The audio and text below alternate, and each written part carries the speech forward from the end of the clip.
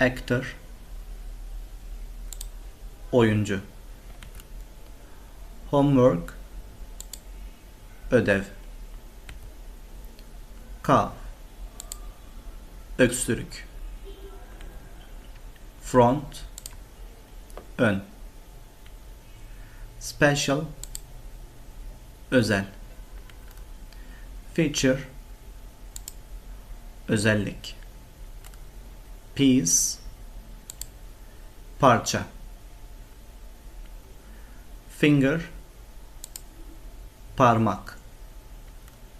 Shelf, raf. Right, sağ. Sale, satış. Page, sayfa. Frequently, sık sık. Left, sol. Loaf of bread, somun ekmeği.